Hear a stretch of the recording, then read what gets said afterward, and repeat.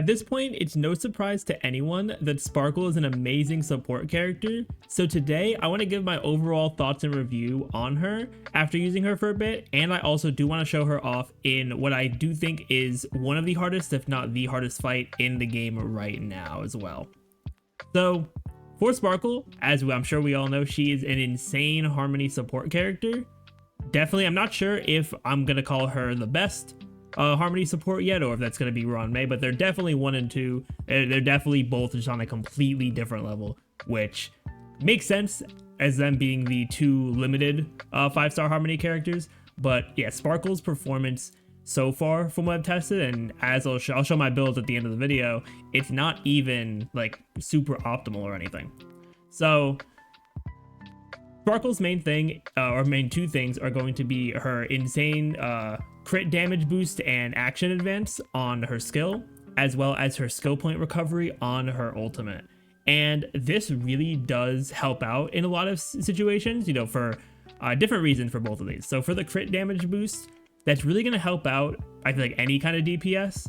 And she does have the major trace as well, which makes it so that her boost will last until the start of the target's following turn. So this is really good for characters who can act outside of their turn, which for most characters, you know, that would just be their ultimate. But if you're running a follow-up attack oriented DPS like Dr. Ratio, like Topaz, I think even Clara and like Blade can benefit from it as well, they are going to be able to still take advantage of the insane crit damage boost you get from using Sparkle's skill, even with their follow-up attacks, which is insanely nice, and it's going to lead to a lot more damage for you as well.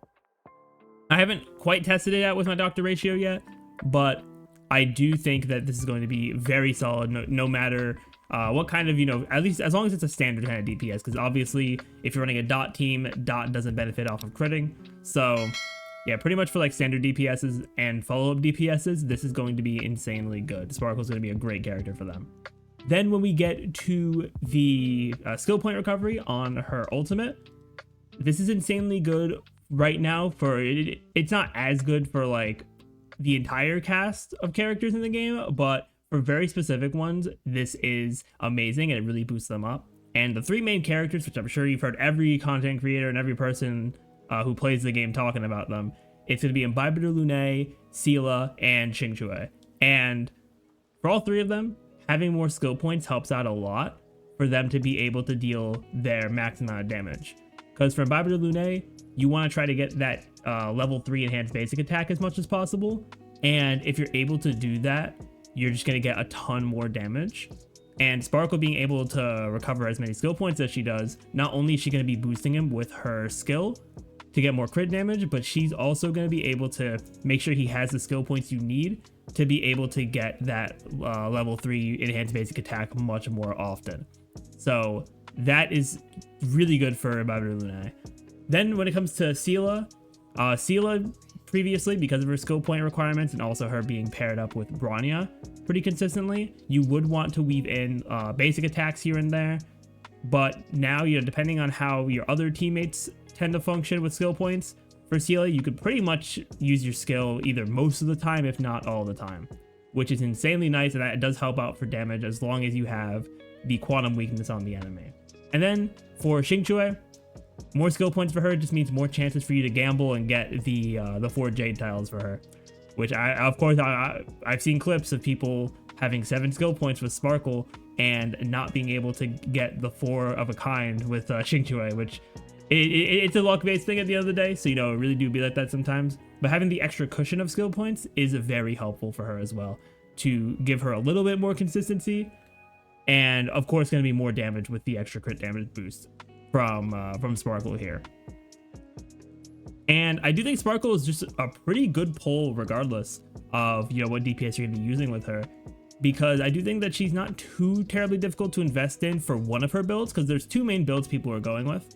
The first one is, which is the easier one, I would say, is keeping her like 1 or 2 speed slower than your main DPS, because this is just going to allow you to have your DPS go, then Sparkle can buff them and bring them back up in the rotation to give them some extra actions, which is going to be really good. But then the second build, which I do think if you are more of like a try hard for the game and you want to have like, super optimal builds and everything, you'll probably want to go in this one. It's a hyperspeed build, which is going to be at 161 speed for Sparkle, because it's going to give you a lot more actions, and because of how fast she is, I'm pretty sure it's going to allow people to run attack percent boosts on their DPSs as opposed to speed, which is a very interesting concept. I'm thinking I might want to try to transition to that build, but getting the relics to get up to 161 is going to take some time, so not quite there yet, unfortunately. But because of all that she can provide, I do think that Sparkle is going to be relevant for a long time, just with how insane her buffs are, as well as just her skill point recovery. And the more characters that come out that are skill point hungry, the more relevant Sparkle is going to be. So she definitely is in a very good spot right from launch, and I see her having a lot of longevity as well. But now let's move on here to the showcase that I want to do for y'all. All right, so for the showcase here, I am going up against Sam, and I know y'all can't see it right now, but I am running a mono quantum team because, for one, that's how my Sparkle is built out for my mono quantum comp. But then secondly, with Sam already being weak to quantum, and this being, I think, probably the tankiest boss in the game right now, this will be a really great way to show us how much Sparkle's support can really benefit our numbers here and just benefit our damage. So yeah, I get Xuan Matrix up, Sparkle's technique to get 3 extra skill points at the start of battle, and then I use Silver Wolf here just to get a little bit of toughness shred on, because these first 2 enemies are not weak to quantum, so it doesn't make sense to use Seele's technique there. Like, she could have gotten into the buff state with it and had a bigger opener, but I prefer just getting some weakness gauge damage there. So because I am running Seele and not Xing Chui or Shui Yi, I do have to focus on them one at a time here. So I am going to start with the Void Ranger on the right. So I'm always going to use Sparkle's skill pretty much, just because it is going to buff me up a lot. We get some okay damage to start there. And at this point, yeah, I go Silver Wolf skill, because we want to have the quantum weakness on them as much as possible, just to make sure we can get as much damage as we can. Especially being able to get the quantum weakness break is going to be very nice. Okay, so we're gonna get damage over here a bit, and then he attacks Sparkle, which is pretty solid, actually, because this attack from Seele up here was actually, if we didn't get attacked there to get Sparkle's ultimate, this attack from Seele would actually have not had any kind of buff on it.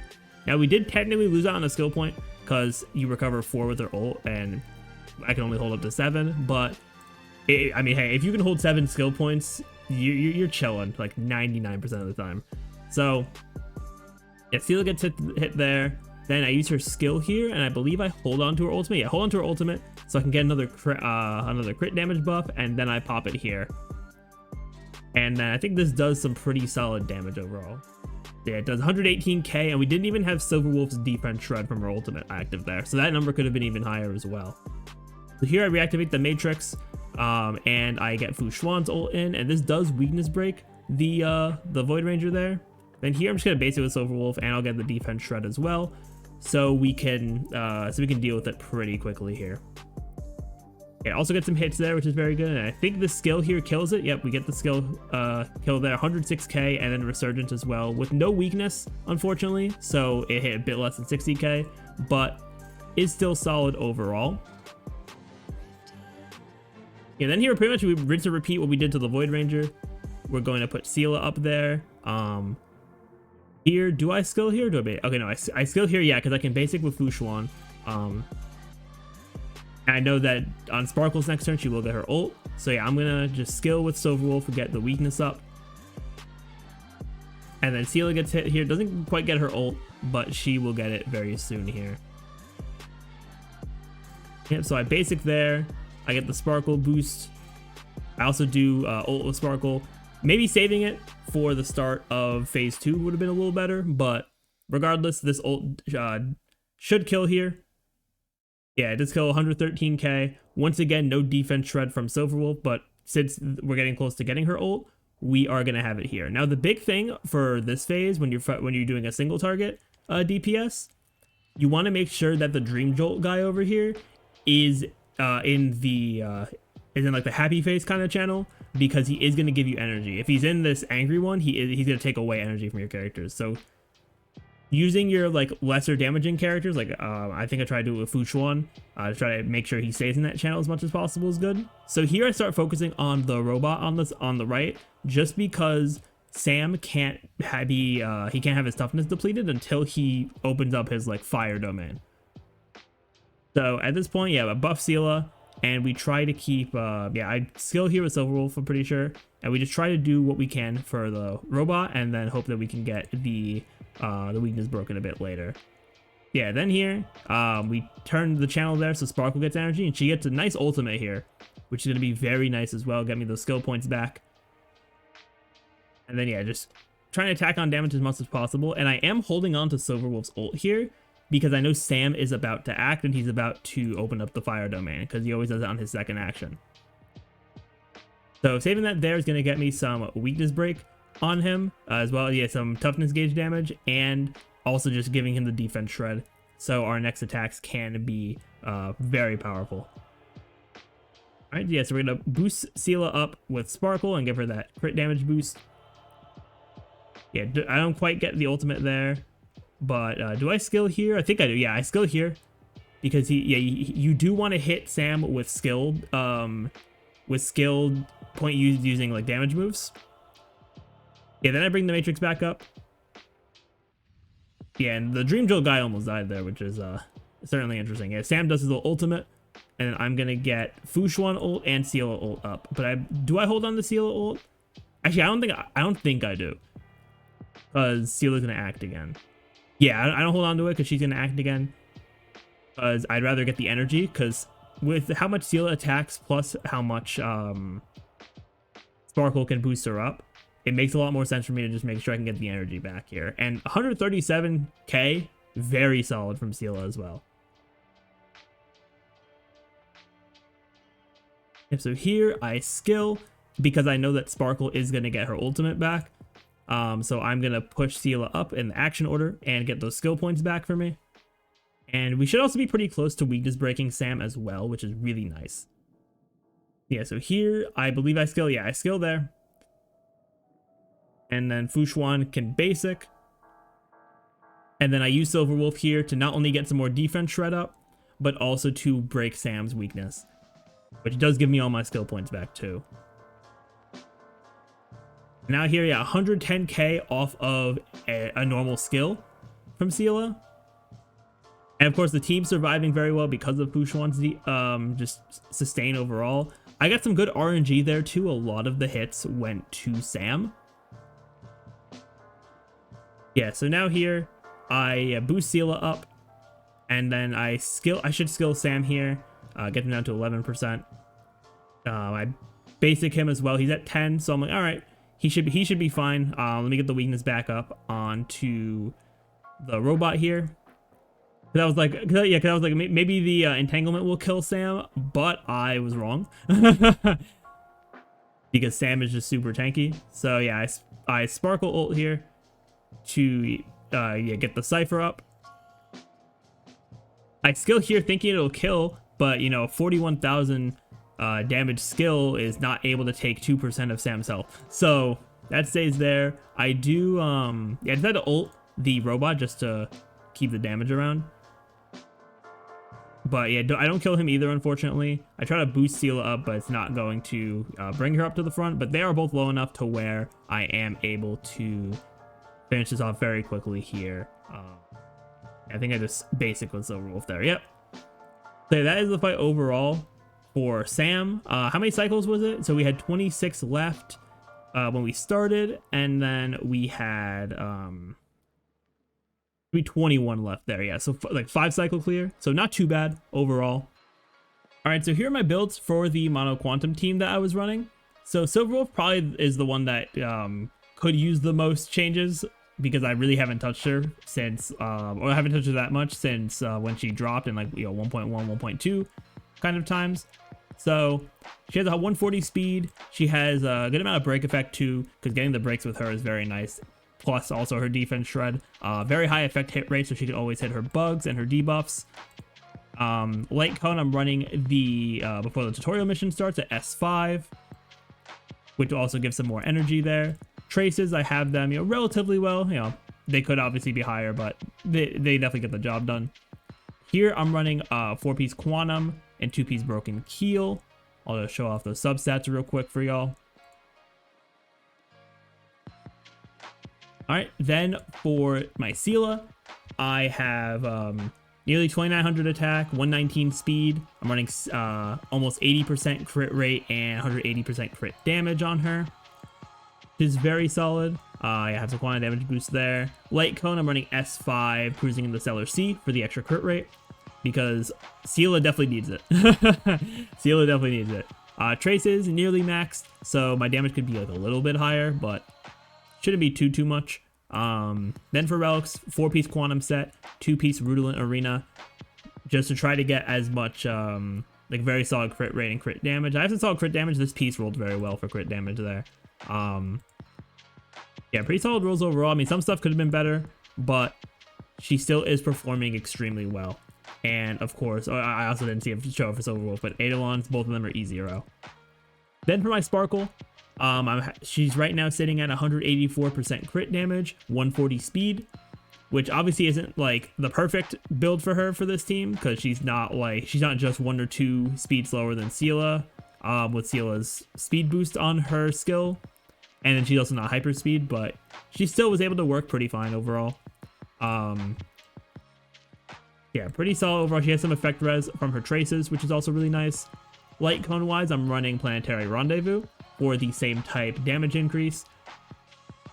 It's S4, so I could have a little bit more of a multiplier on there.